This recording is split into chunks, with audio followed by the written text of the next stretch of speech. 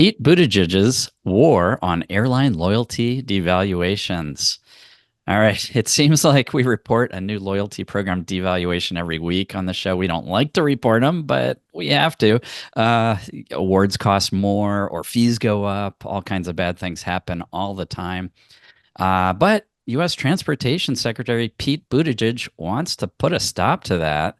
He sent letters to America's four largest airlines demanding information about loyalty program devaluations.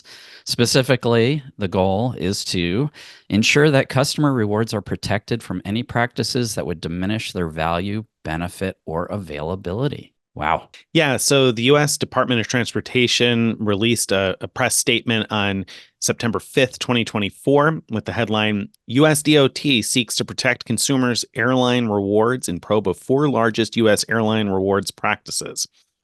Subheading there was Secretary Buttigieg orders airlines to provide reports and records as part of the DOT inquiry aimed at protecting the value of rewards and benefits earned by travelers. So this was pretty interesting, this press release, again, presumably trying to find out more about the rewards practices of the major U.S. airlines. There were a couple of interesting quotes from U.S. Transportation Secretary Pete Buttigieg. First up, quote, point systems like frequent flyer miles and credit card rewards have become such a meaningful part of our economy that many Americans view their rewards points balances as part of their savings. I know we've heard from readers before in that kind of a situation. Another quote from that one, these programs bring real value to consumers, with families often counting on airline rewards to fund a vacation or pay for a trip to visit loved ones. But unlike a traditional savings account, these rewards are controlled by a company that can unilaterally change their value. Our goal is to ensure consumers are getting the value that was promised to them, which means validating that these programs are transparent and fair.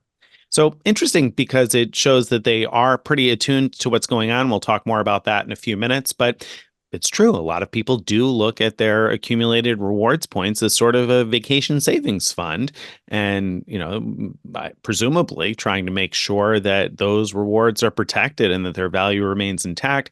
Sounds like a good thing, right? So let's talk. It does sound good. I mean, right. I mean, airlines will say, sign up for this card and get 2 free round trips, or whatever the advertisement is.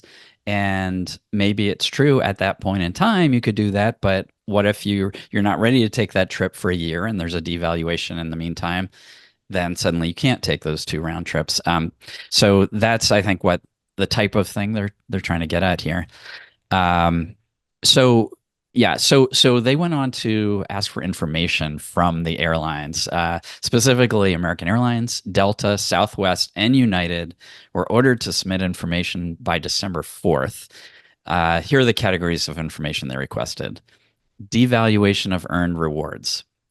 Airlines must describe each change made to the rewards program over the last 6 years, how it impacted existing points and status, and what options were provided to members to avoid losing any value or benefits they had already earned. It'll be interesting to see how, particularly programs like Delta and United and surely American too, are going to answer that, because things have changed very significantly over the last 6 years. If you go back to 6 years ago, everybody had award charts, maybe not Delta. Everybody else had award charts and very predictable value by some measure. But nowadays, that's not the case at all. So I'll be particularly curious to hear how they explain those changes and how they impacted people and what options they provided. Because did they provide any options they could do? So I'm pretty sure I know the answer to that, which is, other than Southwest has got a really difficult situation because they've always, priced their awards based on the cash fare, and that has gone down. The value has gone down over time.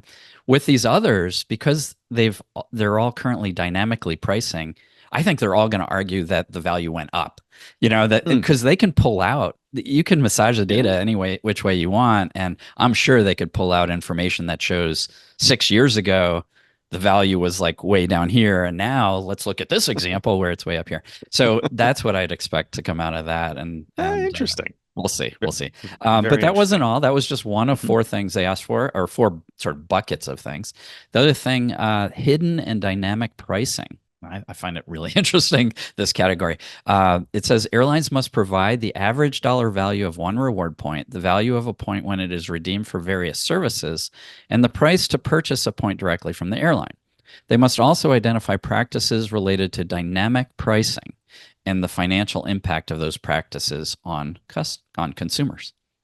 Yeah, so this will be interesting. I think actually it'll be interesting for us if we're able to get a window into what the actual value per point is, because we have our reasonable redemption values, and we've always said it's very difficult to determine those for the Right. domestic US airline programs. Hard to, I mean, there's just a massive amount of data you'd have to collect, and even then it gets really murky in terms of figuring out which data points correspond and what matters and what doesn't. Anyway, I'll be very curious to see if we find out what the airlines say their points and miles are worth. And obviously, that's going to be less than what they sell the points for. So I'm also curious to see how that gets justified. Right, right, right, right. Let me just interject there that I don't think there's any promise that any of this information will become public. So I wouldn't hold your breath on that one, but maybe we'll see. Next bucket of information is extra fees. Airlines must identify and describe to DOT each fee associated with the rewards program that is charged to consumers related to the use or administration of their rewards points, the actual cost to the airline for a consumer to take the action for which they are charged a fee, and the rationale for charging the fee. This one, I think the airlines got out ahead of it. The four airlines, anyway, in question, they've been ahead of this in the sense that they've all kind of eliminated most of the junk fees. So I don't think there's going to be a whole lot for them to have to justify here. What I'm hopeful for is that maybe that'll impact other airlines that have junk fees down the road if this becomes a sticking point. But as we thought about it, there just weren't very many fees that this will probably, Yeah. that will probably be influenced here, right? Right. I mean, one thing that I could see it affecting for sure is the ability to move points to someone else and the fees that they charge for that. So we'll see, because I mean that would be huge if they had to implement some free way to share your points. But as we've talked about in past shows, it could also lead to negative consequences with brokers and stuff. Anyway, the next bullet is reduction in competition and choice. Airlines must describe and provide documents related to their mergers involving rewards programs, the integration process of merging programs, the rewards program partnerships, and how they monitor, analyze, and/or react to other airlines competing rewards program. This is interesting, obviously, from the Alaska Hawaiian perspective, because I'm curious as to how they would answer this, but neither one of them have to. So I don't know. I don't know. What do you think is going to come of this that's of interest? Right. It's kind of an odd one because, as you pointed out, none of these four are involved in a program merger at this time. I mean, there was the AA and JetBlue. It wasn't really a merger, but that partnership with their loyalty program that they were forced to get rid of, and but they all do have partnerships like within alliances and other partnerships where they have program I was going to say reciprocity, but that's not exactly right. They have ways of using your points to book awards on other airlines, and for those other airlines to book awards on these airlines. With maybe the exception of Southwest. I don't think Southwest has any of those. Anyway, that's I think maybe what this is getting at. It's a little unclear to me. Yeah. All Yeah. right. Okay. So let's talk about this stuff. First up, it's interesting to me that the details as you go into this press release, as you go into the actual letter sent out to the airlines, whoever wrote this stuff, I mean, it's signed by Pete Buttigieg, and he's known to be into frequent flyer miles, but it shows a pretty deep understanding of these loyalty programs and the issues people have with them. Yeah, I was really impressed actually. As I read it, I was like, wow, whoever put this together. Obviously, I'm sure it's a team of people, not even just writing it, but understanding it to make it be written well. I just it like you said, it showed a very deep understanding of how these things work and the issues that consumers face. Surprisingly well done. I guess I wouldn't have expected the average government employee to have as insightful a handle on frequent flyer miles. Although I don't know why that is, since they do travel a lot. So probably a lot of them are taking advantage of frequent flyer miles, and it's good that they seem to have amassed a team of people who get it. So that's cool because it's great to see that they recognize the issues that consumers face here and want to hold the airlines to task in terms of protecting some value from your points. That's the nice part. So what good things might come out of this? What do you imagine might happen thanks to this? Yeah, yeah. Obviously there could be some really good things that come out of it, but there might be bad things. But so we'll talk first about some good things that might come out of it. Award price transparency, like more information about how they price awards, being like really clear. That could be a really good thing because then, even if the airlines don't have award charts, if there's some way for us to know how to find awards where we'll get good value for our points, that would be very useful. Another thing I think is maybe even more likely to happen and would be a really good thing is to get advance notice when there's devaluations coming instead of them happening overnight. So we have a chance to do something about it before it happens. Maybe there will be an effort to keep customers whole when there's a devaluation. So, for example, if the value of points are expected to drop by a certain percentage, maybe the DOT will require that the airline increases your point balance, so that you're whole, kept Yeah. whole afterwards. That seems like a stretch to me, but Well, it does because, like you said, you can kind of massage the data any way you'd like, and so it seems to me like airlines would find a way to explain that they're increasing the number of points you have to use, which is increasing their value somehow. I'm sure that they'll find a way to try to justify that. What's interesting, though, going back to the advance notice required for devaluations, I think that would be fantastic. I think that that's something that should be mandated because it's just not fair for airlines to right. overnight devalue things after consumers have been choosing to accumulate these rewards points that they can't trade for cash. They can only trade for awards, and then all of a sudden the goalpost gets moved. And again, when I said that the letter impressed me, it impressed me that they understand that type of problem. In fact, they used exactly the terminology about moving the goalpost, and it just showed a good understanding of that. Now, what I'm curious about here is if some new rules come out of this, if the Department of Transportation somehow implements some new rules about frequent flyer programs, will this have any influence on foreign programs with US members? Do you think that anything to come of this could influence, like, for instance, Virgin Atlantic's next, no announcement, no notice devaluation? I mean, obviously not the next one because it'll take time, but do you think this Yeah, could expand to it's affecting other programs? it sure seems possible to me, and that would be really exciting if so. So, what seems possible to me is when flights depart from the U.S., like could they stop them from imposing, giant fuel surcharges or whatever junk fees that they tack on? That would be kind of amazing. Do I think it's likely? No, but hey, that might be possible. I have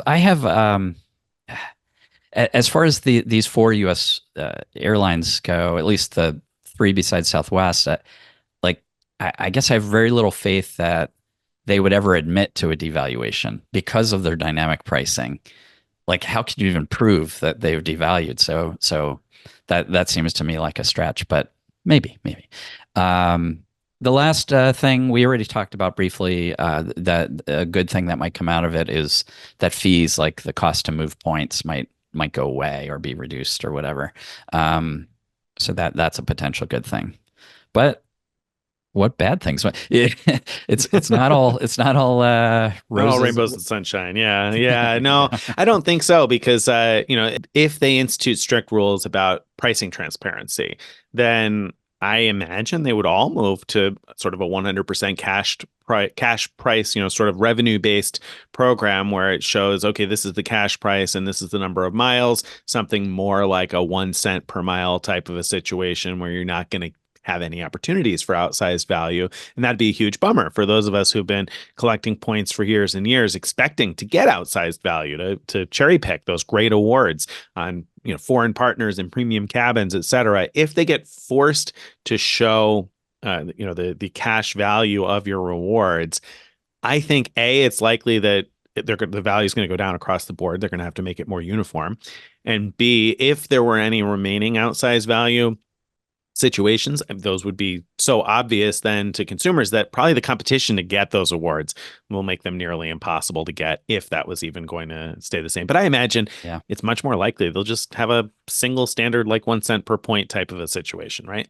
I agree, and that's really sad because as we've talked about a lot of times, the game we play with points and miles is like finding ways to get lots of points and miles cheaply or free, and then to find ways to use them for greatly outsized value. And that second part would go away with these airlines that are impacted by those kind of rules, and that would be a very, very sad day indeed. What else? Anything else bad that might come out of that? Well, I mean, it's possible that airlines could make less money because we know, for instance, that American Airlines makes more money selling their miles to the banks than they do selling airline tickets. So they obviously their business model is totally propped up by the sale of miles. And if those miles decrease in value substantially for consumers, and or if they just have to be so transparent as to not have opportunities for them to win. Because, like, when you look at it, you say, okay, we can redeem miles at 10 cents per mile for a great premium cabin international award. I mean, the reason that type of thing is possible to do, or at least part of that reason, is because there are other folks out there redeeming points for a magazine subscription or for other very poor value things. Those kind of balance out. So you got all the poor value redemptions out there that make some of the really great value redemptions possible. And so I think that, I mean, that could really impact the bottom line for an airline like American Airlines. Yeah, it really could, and it takes away the the incentive to earn those points, because when you could see that they're basically just cash back, then you'll be like, well, why should I spend on this American Airlines credit card when I could just spend on a 2% cash back card and get more back, and Right. so yeah, it's gonna be tough for them to stay profitable. I think that's exactly true. So we can hope that it doesn't lead to that. So what do you think? I mean, realistically, what do you think is going to come of this? And do you think it's going to be net positive or net negative if you have to guess? Well, all right. So my overall guess is that nothing will come of this, like pretty much at all. That the airlines will sort of make promises and a show of being more transparent, and enough so that they can lobby to have nothing happen, and they'll be successful at that. That's my both. It's both my pessimistic and optimistic view at once, because as we said, while I do think that some good things can come out of it, I'm more worried about the negative of the ability to book outsized awards going away, and so I kind of don't want it to happen. That's interesting. So that's interesting coming from Greg the Frequent Miler, the serial optimist, because I feel like you usually are able to look at the bright side of everything. So if you're seeing the dark side, so to speak, that prominently, then maybe we should all be worried. But I'm going to take a different stance on this. You're right. I think the airlines are going to provide data that backs up the fact that they're doing right by consumers. However, I think the level of detail in the letter shows a level of understanding that whoever is making this a priority point, whether it's Pete Buttigieg or whoever it is that has determined that this is going to be a priority to go after, I don't know that they're going to take it at face value and just say, oh, okay, yeah, everything is good. They obviously had enough insight to understand how these programs work and what the potential pitfalls are.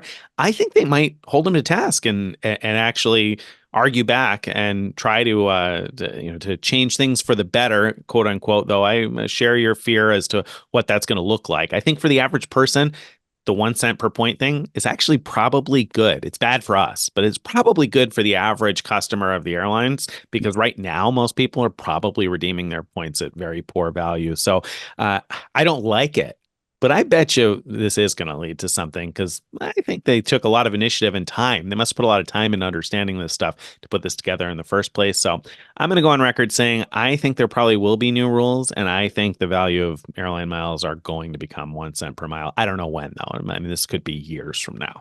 Wow. All right. Well, I sure hope you're wrong about that. I do too. I do too, for the record. All I do too. right. Okay. Okay. That's the end. Cliffhanger there. Yep.